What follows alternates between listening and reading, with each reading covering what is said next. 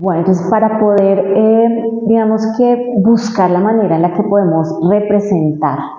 esa forma de visibilizar estas industrias culturales y creativas, digamos estas librerías independientes, arranca todo por un proceso de investigación en el que nosotros nos apoyamos en la etnografía. La etnografía es una técnica que viene de la antropología y que la decidimos utilizar porque nos permite trabajar con la comunidad, hacer un ejercicio, digamos, desde abajo para poder entender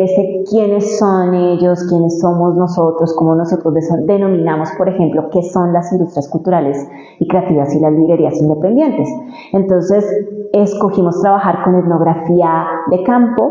con etnografía de archivo y con etnografía digital. Entonces, la etnografía de campo son entrevistas a los libreros, recorridos a las librerías, conocer las librerías por dentro,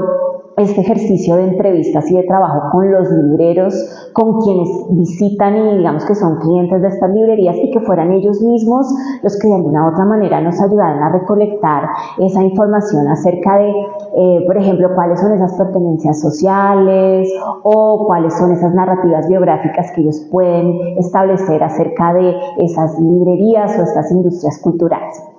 La etnografía de archivo nos ayuda a trabajar con fuentes secundarias. Entonces, si encontramos de pronto artículos de prensa, entrevistas en prensa o en revistas, o encontramos también, por ejemplo, muchas entrevistas que son en medios audiovisuales, en donde nos están hablando de las industrias culturales y creativas, entonces podemos explorar e intervenir estas fuentes. Y pues no podemos dejar de lado la etnografía digital, una de las herramientas o de los mecanismos que más utilizaron las industrias culturales y creativas y sobre todo las librerías independientes durante la pandemia y en el periodo post-pandemia para poder como recuperarse fue el uso de sus redes sociales. Entonces, la etnografía digital ayuda a poder estudiar qué es lo que se está presentando en esas redes sociales, en esas plataformas digitales. Entonces, hacemos un ejercicio donde buscamos fuentes primarias y secundarias a través del trabajo de campo, a través del trabajo de archivo, a través de escudriñar los escenarios digitales y para poder intervenir y digamos que trabajar esta información construimos una matriz de análisis que es una matriz de barrido bibliográfica que se cruza con todas las categorías de análisis que vienen de nuestro marco de interpretación.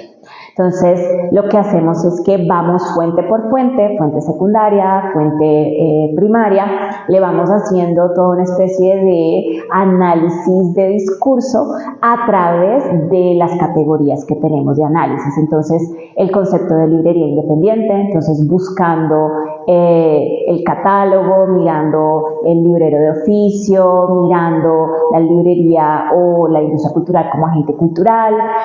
Trabajamos con el concepto de capitalismo artístico, mirando si hay lógicas de financiación, si hay lógicas de mercado, si hay lógicas de mercadotecnia, si hay lógicas de estetización del espacio, por ejemplo. Vamos mirando también, por ejemplo, esos aspectos o elementos que nos ayudan a establecer las identidades individuales o las identidades colectivas. Entonces vamos mirando cuáles son esas pertenencias sociales a las que relacionan a esas digamos, actividades o que esas mismas actividades se relacionan con esas pertenencias sociales. Miramos las narrativas biográficas de cada una, digamos, por ejemplo, de las librerías independientes que están en este sector editorial. Miramos también cuáles son esos atributos diferenciadores o particularizantes y todo esto está en esta matriz donde nos es posible buscar patrones que nos vayan ayudando a alimentar, digamos que estas categorías de análisis y poder encontrar un insumo para pensar cómo explorar, mostrar quiénes son.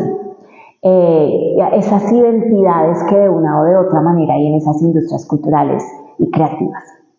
En nuestro ejercicio de investigación exploramos qué tipo de herramientas ya existen para de alguna manera tratar de visibilizar las industrias culturales y creativas que hay, por ejemplo, en Colombia o en Bogotá.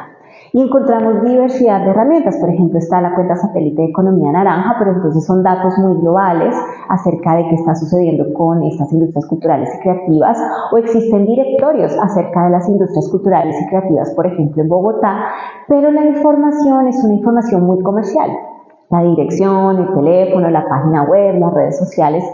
Y nosotros queríamos hacer un ejercicio de pensar cómo visibilizar, cómo construir una herramienta que realmente se basara en el tema de la identidad. Y nos interesa este tema de la identidad es precisamente por la función que tienen las industrias culturales en contribuir a desarrollar, alimentar, mantener viva la identidad, la cultura, la memoria, el patrimonio. Entonces, lo que empezamos a hacer fue precisamente tratar de ver cómo construir algo que permitiera identificar como todos esos elementos que ayudan a constituir las identidades individuales y colectivas, teniendo presente algo a lo que nos invita mucho Gilberto Jiménez, que es este autor en el que nos estamos apoyando, y es que todo aquello que sea individual, pues como nosotros somos seres sociales, siempre parte de ese ser parte de grupo, de ese interrelacionamiento con el otro, de esa interacción, de esa intersubjetividad, de que siempre hay un autorreconocimiento y un heterorreconocimiento, y que cuando uno habla, por ejemplo, de una actividad específica que está en un sector específico, pensemos las librerías independientes, que son y qué función cumplen, es algo que no determinan solamente ellas mismas, sino que cobra vigencia, tiene sentido en ese ecosistema que son las industrias culturales y creativas, y lo que va a ser un sector, una actividad o las mismas industrias culturales y creativas es un proceso constante de interrelacionamiento, incluso a veces de tensiones, y tiene una característica también muy importante, y es que no es estático, sino que todo el tiempo es un proceso en construcción.